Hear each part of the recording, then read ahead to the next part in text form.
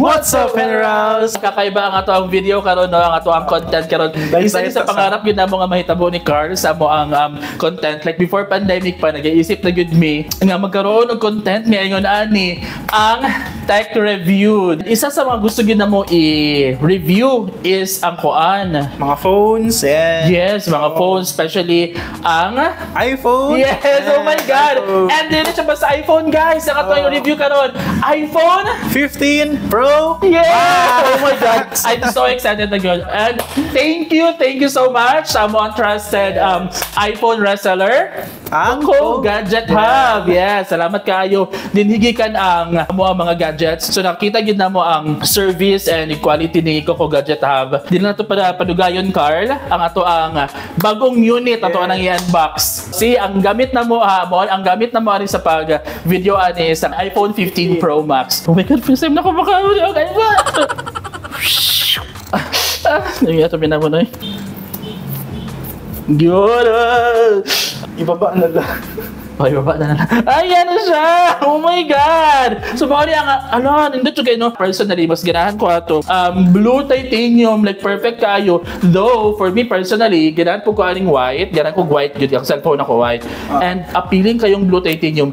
But, natadiri karoon ang ato unit na gunit is ayan, morning natural titanium. Yan. Closer sa white, but hindi siya white. It's more of like light gray. Yes, matte finish. Matte finish siya, like sa tanan. Ganda. Pa-istoryahan ganda ko si Carl. Nakura ako. Sorry, Popoy vlog na lang. Hindi na Popoy. Yung storya ko mo, ano ba yun? Ay, sorry. Sa inuwa, good look. Na-excite ang Diyos ko. First content ng box natin is the phone itself. Yes. Yep. And of course, ay, ang ganda ng texture ng cable niya. Braided na siya. Yeah, braided pala. Nice. Braided cord siya. It's Type C to C, USB to Type C cable. And of course, ang ating one wall. So wala tayo power brick, but you can buy your own power brick naman. And you can use your previous power brick naman. And so Coco Gadget Hub natin mga power bricks din, diba? Right? Natin ginabenta na 30 watts na power brick, which is very ideal for your iPhone 15 Pro Max because our iPhone 15 Pro Max car has the capacity of 27 watts. Yep.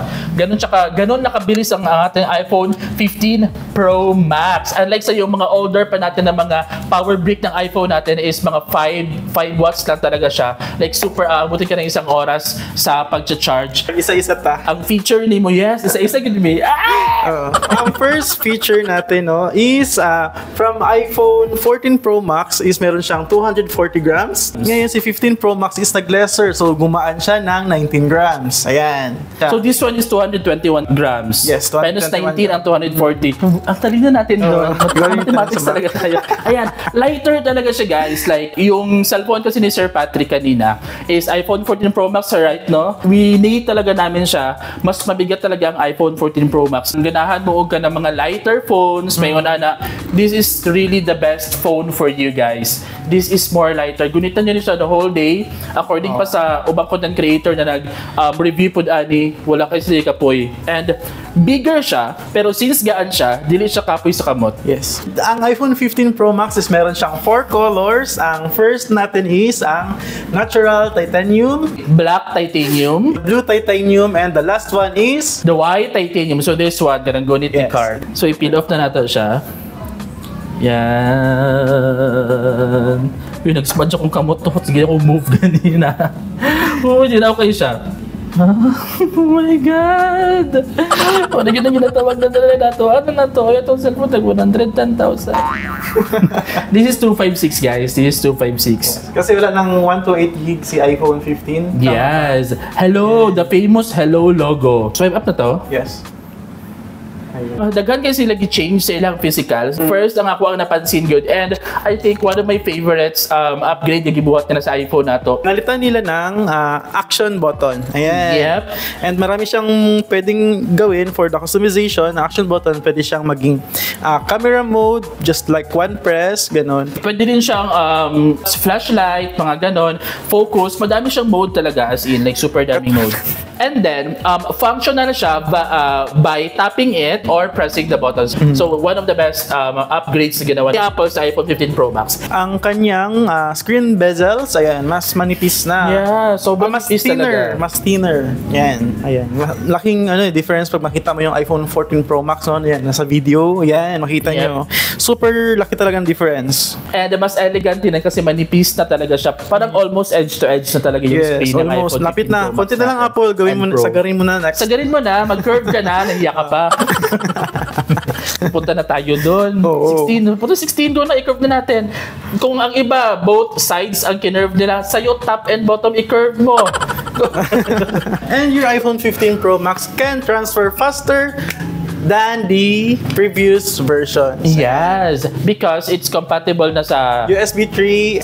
Compatible with iOS 17. Pwede tayo magkaroon ng new animation ng AirDrop. Ayan. Yes, pwede mo na lang i-bump yung head-to-head ng iPhone. Yeah. Compatible siya with the eSIM. Bali yung eSIM, yan yung no physical SIM card. So hindi tinanggal yung eSIM sa ating iPhone. And the iPhone 15 Pro Max is meron siyang A17 Pro chipset. Ang pinaka-the best doon kasi since A17 yung ginamit nila, Carl, ang pinakamagandang feature doon, tinutulungan ng chipset yung battery life ng ating phone. May longer battery life na talaga siya. So meaning higher quality na talaga. Our A17 Pro chip designed by Apple will have a 6-core central processing unit and a 6-core graphics processing unit.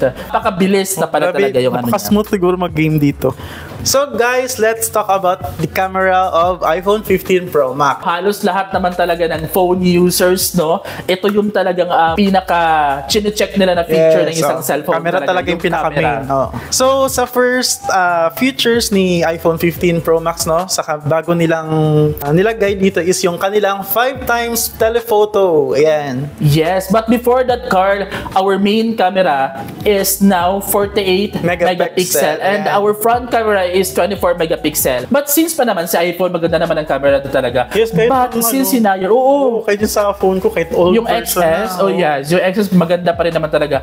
Pero guys, itong 24 natin and 48, the best talaga yung camera nila. May kita yun sa mga kuha namin. Hi everybody, so morning default audio sa ito ang 15 Pro Max.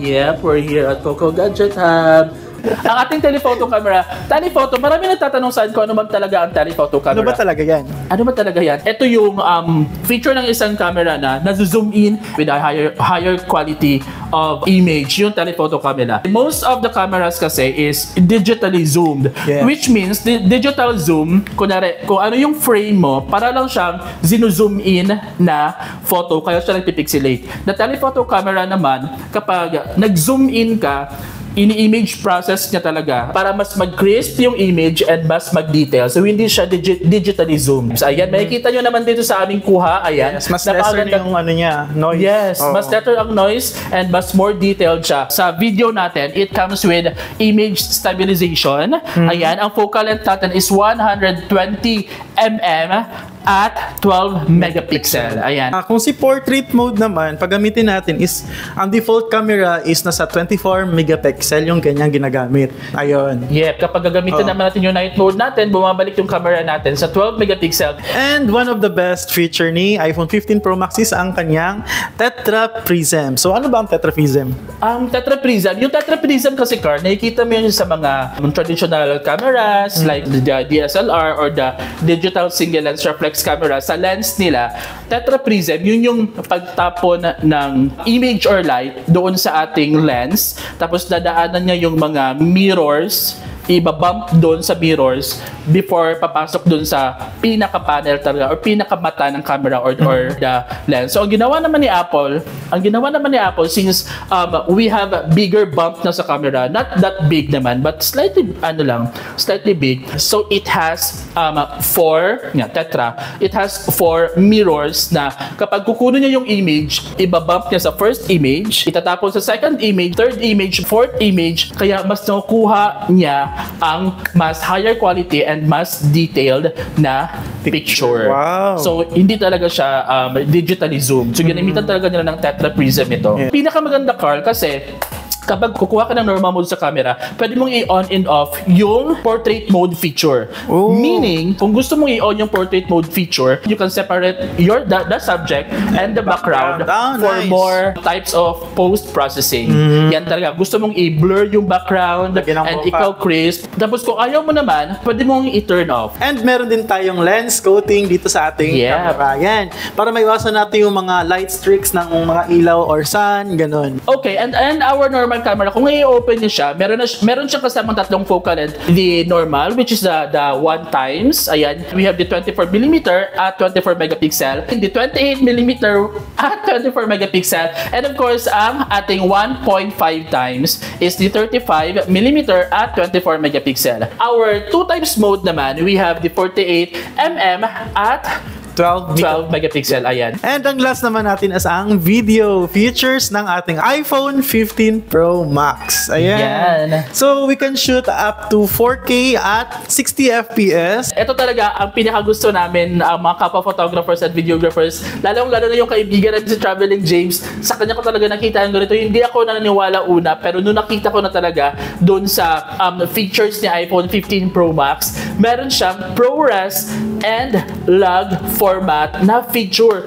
Ito yung mga feature na ginagamit ng mga photographers and videographers, Carl, para makuha yung color tone na gusto nila. So they can maximize post-processing talaga. Kung ano yung gustong color tone nila, pwedeng i-adjust gamit yung video from our iPhone 15 Pro Max. If you're wondering, mabigat yung ano na yun, file format na yun. Don't worry guys, since our iPhone 15 Pro Max is Type-C compatible, ayan, we can use the help of our storage, lalo lang ang ating SSD external drive. Yes, pwede natin gamitin as backup. Yes. Ayan, while using our camera, pwede natin siyang gamitin talaga. So sa ating camera, sa ating time-lapse naman, we still have our 0.5, our default one, 2x and 5x. Sa slow-mo natin, we have two options of our frame rate. We have 120 and 240, which is the super slow-mo. So we still have our 0.5 and our 1x and our 5x. Sa cinematic naman, we still have our default 1x and 2x. And sa video natin, we still have our 0.5x and our default na 1x, 2x, and of course our telephoto 5x.